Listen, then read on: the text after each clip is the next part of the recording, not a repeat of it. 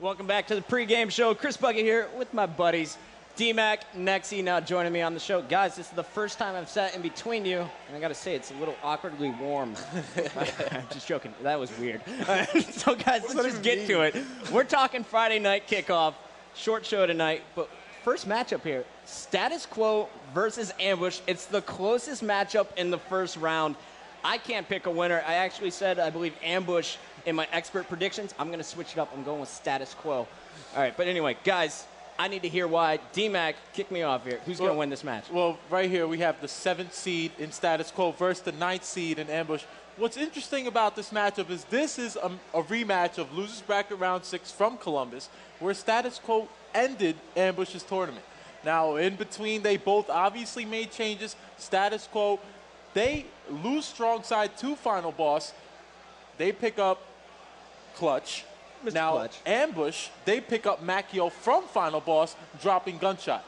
Now, I still think Status Quo is going to take this pretty easily. The reason I believe that is Status Quo, even though they've lost strong side, they've never worried about that. They always said this is a 4-man team. Strong side did not make this team. They continue to do strong at lands. They played straight Rippin at a land. They did really well against them. You can't say that for Ambush. Ouch. Well, no, you can, though. SQ versus Ambush, last event. 56-1. All right. SQ versus Ambush, last event. I watched the 49-49 game where Gunshot ran out and died.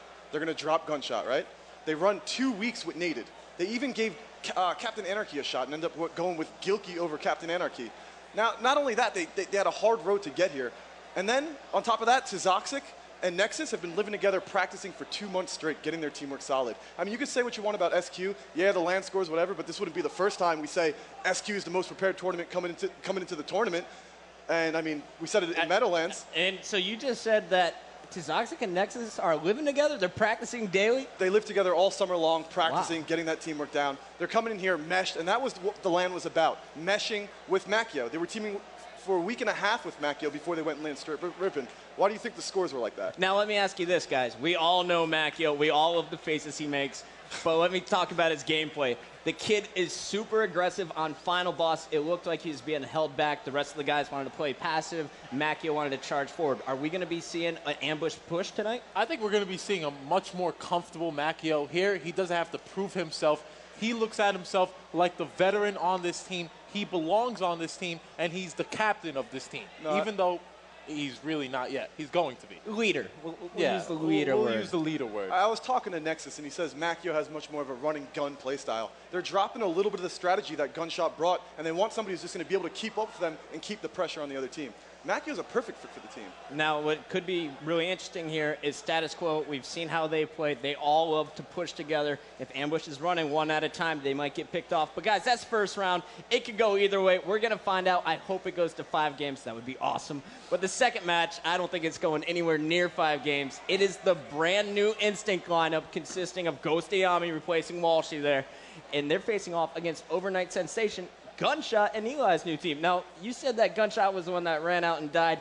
Anyone could have died in that situation. In my opinion, Gunshot was the best player on Ambush, and I'm excited to see him playing with Eli.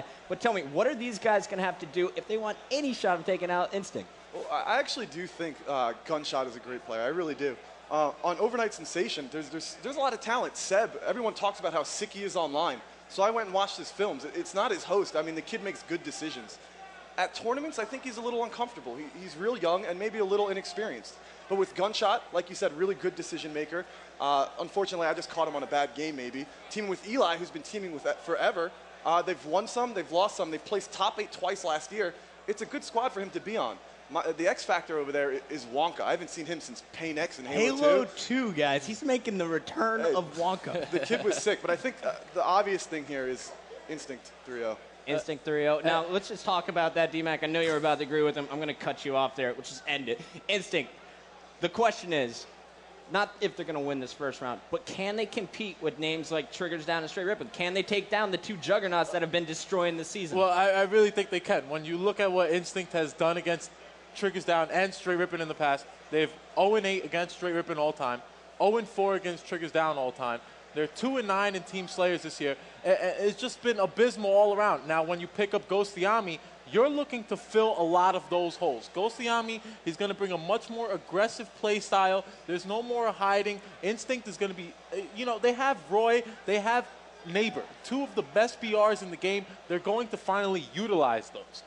You're going to see a different Instinct this tournament. They land against Final Boss. They won it 60-39. And they also said Final Boss was much improved from what they saw in Columbus. Wow, improved Final Boss. I'm excited to see them playing. As I mentioned earlier, Carbon will play Final Boss tomorrow morning in Winners Bracket Round 2. We'll be commentating. Make sure you guys catch it. But now, guys, you get to pick it right now. Who is the first player we're going to watch on Instinct tonight? I say we jump on with the new player, Ghostayame. I think it's obvious. I mean, the kid's wearing custom Nike Instinct shoes right now. They're sick. If you haven't seen them, go find them in the venue and look at those shoes. They're nasty. We have to watch Ghostayame. Instinct Ayami it is. All right, now, guys, final thoughts here. Give me your top 4 right now. In order. Number 1, I'm going to have to go with Straight Rippin here. Number 2, I'm going to go to Instinct. I think we're going to see the first 11-game series in Halo 3 history. Number 3, I'm going to go with Triggers Down. You know, they're a very, very dangerous team when they're on fire. A little lack of consistency there, so I'm going to put them at the 3 spot, rounding it off with Final Boss at the 4 spot. Final Boss gets number 4. No Carbon love there. He's giving a lot of love to Instinct. What are your picks? I got straight number 1. Can't bet against them. I've done it before and failed. Number 2, I was going to go Instinct, and I still really want to, but watching Triggers Down, the confidence, talking to Pistola, I'm not going to say what he said about, you know, got to go with them. Number 3, got to give it to Instinct, and I got Final Boss.